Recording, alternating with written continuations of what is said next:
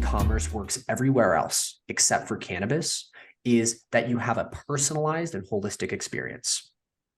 Right now, cannabis is, as I mentioned, kind of a glorified inventory listing with a bunch of made up names. It's really, really hard for customers to differentiate between products. If you can't differentiate between products, what happens from a consumer psyche perspective is that you commoditize.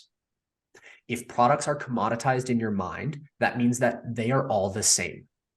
And if I can't differentiate between those products, the only levers that we've really armed end consumers with right now is to shop based off of Indica-Sativa-Hybrid designation or strain name, which is unfortunately known to be fabricated across the supply chain, THC percentage, which that's a whole different rabbit hole, and price.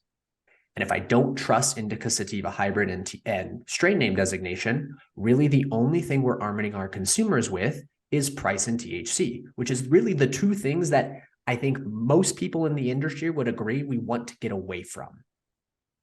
It forces us deeper into price compression. It forces us deeper into lab shopping and all of these other inherent issues. So if we're able to battle through that, focused on transparency for the end consumer and a holistic, loyal experience for them to be re-engaged and create a way of buying, now we really have a legitimate e-commerce and retail experience that has the longevity that we need. Yeah, you nailed it, Eric. I think that there's a limited amount of information that customers have available to them to make informed decisions.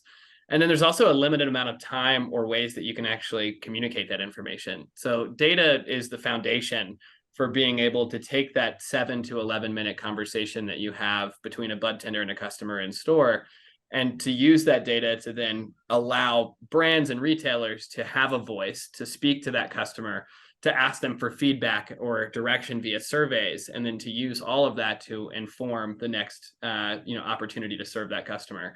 And I always say, this using data to inform the business is why we built Alpine IQ. If I can keep one negative cannabis experience from happening by using data to guide a customer to a better purchasing decision, then I feel like our software is doing a good job.